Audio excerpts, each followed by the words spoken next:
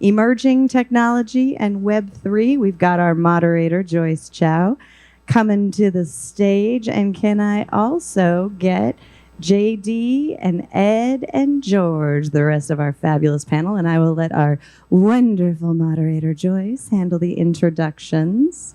And a little tidbit, tonight's party is at, I do have to, and I butcher the name of this street all the time, 6760 Tomiyasu Lane, Las Vegas. And we will be sending another email with an Uber credit to get there. So make sure you are checking your emails. And Joyce, welcome to the stage. Thank you, Adrienne. You're welcome. Thank you, of course. Of course. Yes, for the beautiful crypto vixens. Okay, you guys, are you ready? Okay. Yeah. Wait a minute. Am I giving you guys microphones? Here. More. Oh my gosh. Okay, entertainment and Web3. This is one of my favorite topics of all. Okay. I don't think I can. Look at, I'm on the stage with all of these handsome gentlemen right here. And these are, of course, do we get any like cheat sheets up here? I know. The guys that are changing the world. Am I not close enough? Am I closer? Like a lollipop? Okay, guys. Wow. Wait. You know, Adrian put me up to this, okay? Okay. Entertainment and Web3. We have to my left, first, JD Seraphine from Raiinmaker, Ed Prado from Rair Tech, and George Nasa from Secure Social Media. So these are the guys that you guys should be watching and paying attention when it comes to entertainment and Web3, because they're all doing something interrelated, but very distinctly different. Right? JD, tell me how you're making rain. Well, Raiinmaker is it's just one of the companies under Vision Tree, which is the parent company. So it's a media and tech company that I'm the founder of, focused on making impact through media and technology. And Raiinmaker is a Web3 social creator platform. But I mainly want to talk today about, we're actually at this unique moment as a space where you see very large enterprise players that are willing for the first time to sit up and pay attention to what we've all been building for the last however many years. And in the entertainment industry, there's actually a crisis, like it's a massive crisis that's happening. And I'm talking to people at studios, and there's a high level of anxiety, and they're now looking to us and saying, and I'm sure Ed can speak to this too, how can we look at everything that we thought was so solid and secure in terms of how we make money in theatrical and all these other revenue streams, and what we thought was a safe world that's no longer, they realize it's fading, it's crumbling. So I think with the technology, we have an opportunity and really a responsibility actually to save the entertainment industry from itself. Because I think if we don't, it's going to crumble. And I think either way, it's going to transform. And I think we could go deep into the weeds on what is entertainment going to evolve into. I think the silos between film and TV in these different areas are going to break down. But I think ultimately, this conversation today should be about how are we going to utilize this technology to solve the problems that the entertainment industry is facing. And Web3 is a buzzword that kind of encapsulates a lot of different things. What is the infrastructure that we can bring to the industry? And I know Ed's been building some stuff he can talk about that ultimately can solve those problems. So, absolutely. Okay, you're going to make us think today, right? Well, I just would like to share something that might add something to the conversation. Absolutely, because see, what you're seeing up here are people that are actually going to be changing the face of entertainment. Well, we're already changing the face, not going to be. It's already happening. Yeah. Okay, Ed, I keep thinking of you as the Swiss Army knife of NFTs. Tell me what you guys are doing when it comes. So we're doing a lot of exciting things. I think JD set the table pretty sweetly. He did. So at Rare Tech, we started just with something really simple, just unlocking NFTs, using an NFT as an authentication mechanism, and then unlocking it and providing you a video. That was 2.5 years ago, and that has sort of swelled and morphed to unlocking as a live Zoom meeting, unlocking other computer access, And I think in the interim, this whole NFT swell that happened, it's sort of a boom and now somewhat of a bust.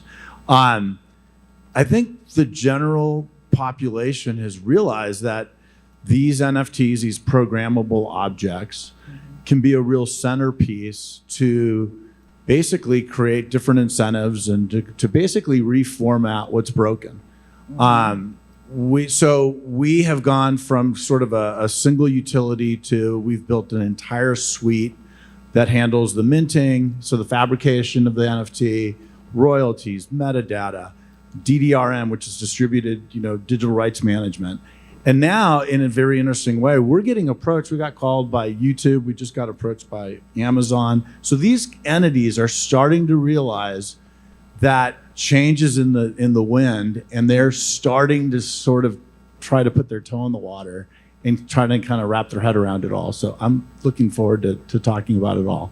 This is probably some of the most exciting times when it comes to entertainment, because what the system was is no longer, and we're all trying to figure it out. George, we got to ask you. We're going to call you king of the all-in-one.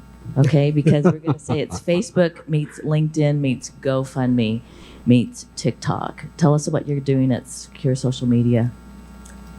We are doing some important things to change the way things are done.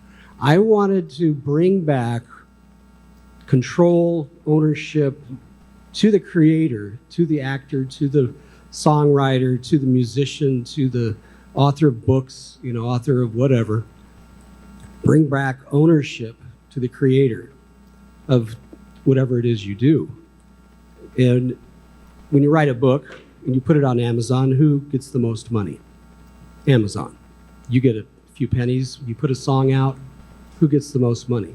The publisher. You get pennies. You're an actor in a movie. Well, who gets all the money?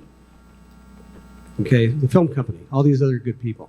So what we wanted to do is bring control away from the government, away from Facebook and CIA and FBI and NSA and all those people who control, and the banks who control, and bring it back to our control, we the people. And we own it, it's ours, and we protect it with security, protect it with NFTs, so you're getting paid for your own products instead of somebody else making money off you, and you're making money off them. I'm being summoned. And JD, when it comes to what's changing in the world, oh, look at that smile of him.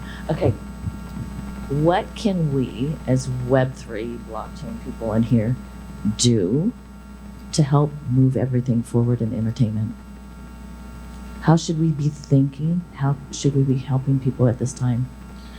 Well, I think there's already a lot of infrastructure that amazing builders have been creating over the last 5 years. And now we're at a moment, it's kind of a once in a generation moment in the entertainment industry where I feel like all of the pieces are there in terms of the technology. And Ed described some of the stuff they're working on. There's a number of amazing builders. We have stuff we've been developing in stealth for a while that we'll be announcing some stuff next year. And I think there's a unique opportunity to finally realign the relationships, as George is talking about, between fan and celebrities, between fans and projects, between, to me, the fundamental disruption of blockchain is changing how value is created and how it's distributed. Mm-hmm.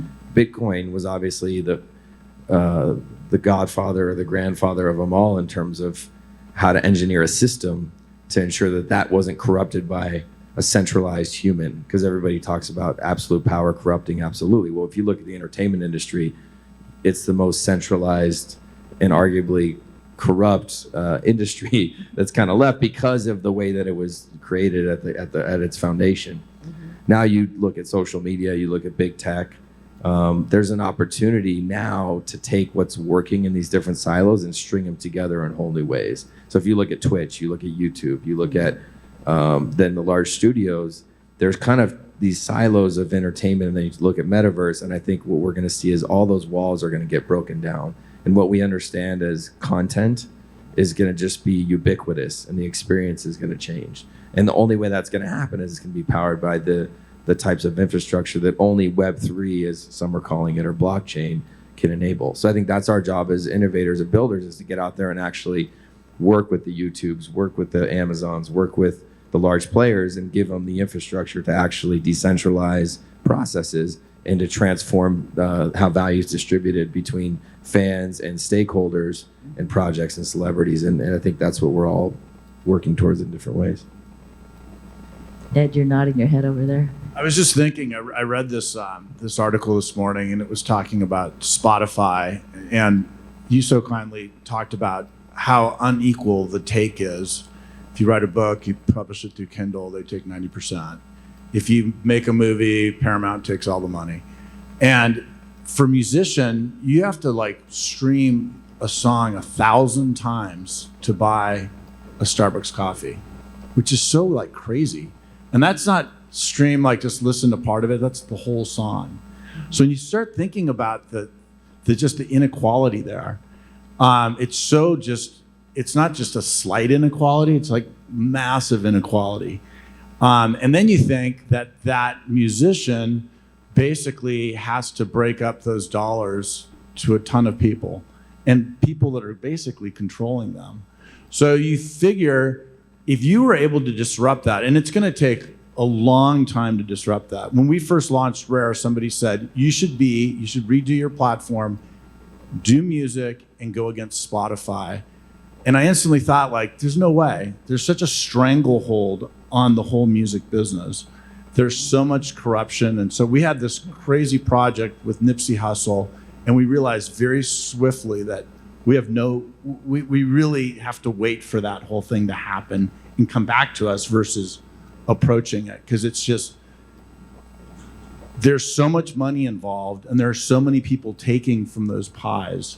But what's really cool is, once this whole movement from the bottom up moves these people back to Web3, where the creator actually has power, it'll revolutionize every entertainment vertical, because all of a sudden the creators can make a living and don't have to depend on others, don't have to get sucked into these crazy contracts. Exactly.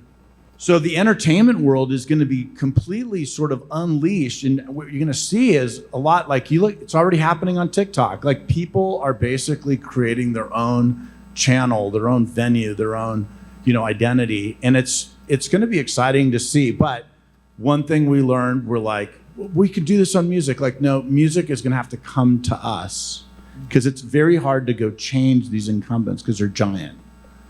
So those are some of my thoughts. Good thoughts. George?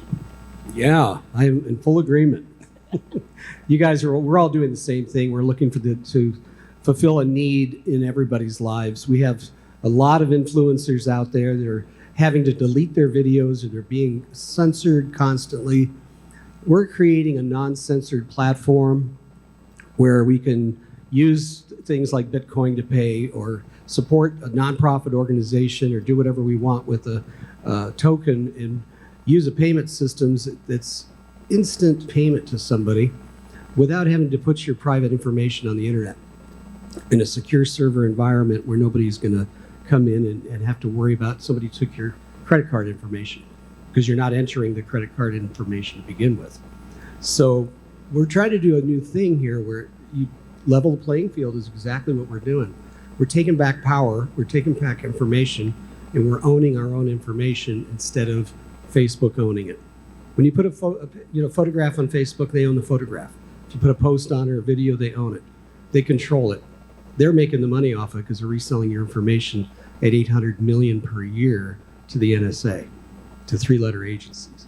With our platform, what we're talking about doing is we're going to keep our money, we're going to keep our private information, and technology is going to we're going to continue to own it. Instead of them owning us, we own our own product. If you create, there's so many creators. There's artists doing paintings, there's artists doing music, artists that are actors in the field. We talked about streaming videos for a big company in Hollywood. They want to be on a secure server, stream their videos, and not have to pay Netflix $1 gazillion to be on their platform. And that's what we're doing, is we're eliminating those big, huge companies having control over our intellectual property. It's very important. We're taking the power away from them and bringing it back to we the people. And we finally have a place where we can say, this is a way to do it, and it's going to work. So where do you see the future in Web3 and entertainment 2 years from now and 10 years from now? I think 2 years from now, we'll see, as the next bull run happens and comes, I know there's debate about when, I think we'll see a lot of those real utility innovations around NFTs in particular, fractionalization of token rewards, and that tying into the value that's actually being created in these networks, whether they be social networks or networks that involve audience and projects.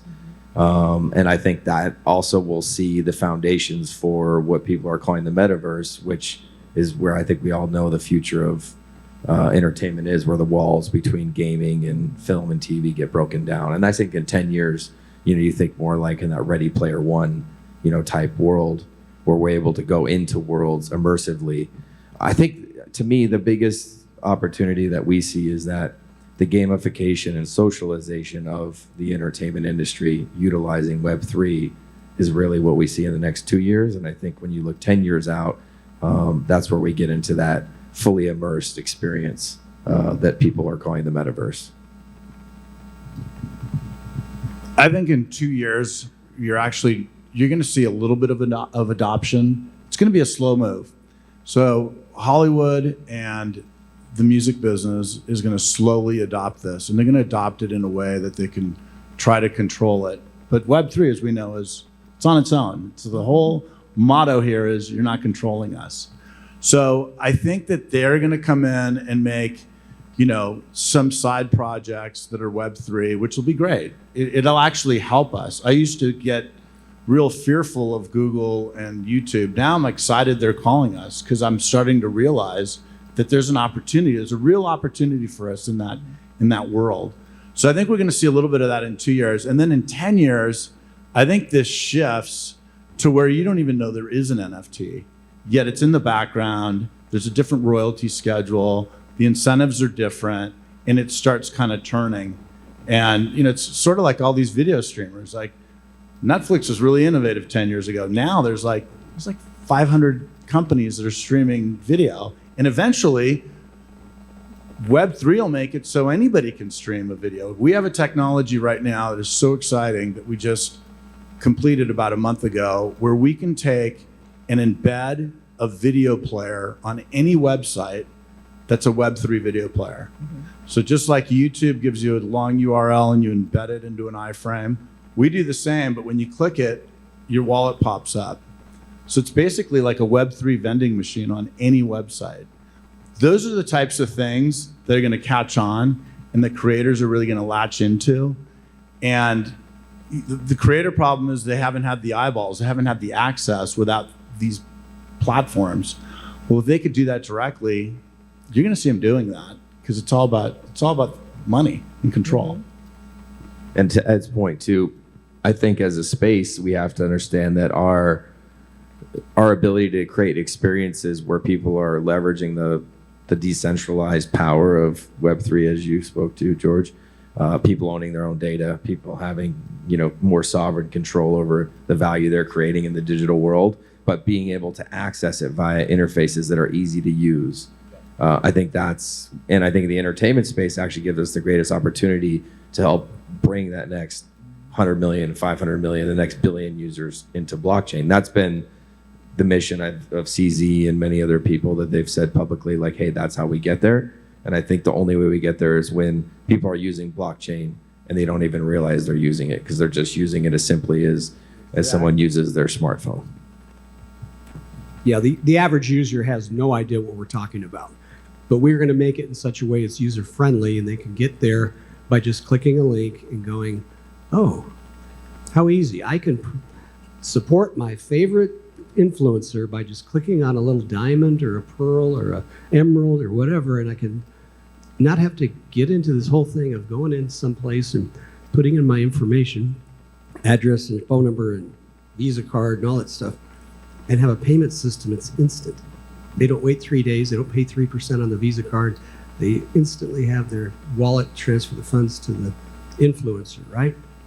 The influencer owns that video, owns the money they're getting off that video, and they're instantly paid. And it doesn't matter what they're doing on the internet. It could be for anything. Like I said, nonprofit organizations or whatever. We could be big with all kinds of different people. Everybody needs what we're trying to create. Everybody needs it. They absolutely do. But one of the things I want to touch on is responsibility, because you brought that up. Because we do have a responsibility in this space because we are changing the future. So what responsibility do we have, and what should we think about going forward? I mean, I could go real deep with that in terms of what is our responsibility as humans on the planet right now, or are we going just around Web3 and crypto, or what's the... However deep you want to go. Well, I start there. I mean, personally, my mission is to create the most massive positive impact that I can in the world with my life while I'm here on this planet. And so everything I do is in service of that commitment. When we look at the industry as a whole and our responsibility, because in essence, we're building the rails for the economy of the next 100 years, the next 500 years. Exactly. So the responsibility of that and how profound that is and the implications of it. And I look at America, what concerns me right now, if we're going to go down this road, and I'll try not to take too much time or go too deep, but if you look at what's happening with the regulatory climate here and you look at what China is doing, and they would engineer a system very, very much differently than what Ed has described and George has described in terms of sovereignty of data, in terms of sovereignty of the individual inside of these economic systems. I see entrepreneurs in the free world as the only counter to China's power in this space, because our government is fundamentally way too far behind. So our responsibility is manyfold. I think we have a responsibility in what the technology is we build and the values that's imbued with. I think we have responsibility as American citizens to try to influence our government to create sensible regulation that frames things going forward in a manner that innovation can thrive and the U.S. can be at the center of it. And then there's many other ways we have responsibility, but I'll pass the torch to Ed here. So I think three things when you say responsibility. And I think about this all the time being the CEO of a Web3 infrastructure company. The first is we have a responsibility to innovate wildly. And that's really something that may sound like passé, but honestly, this stuff is really difficult.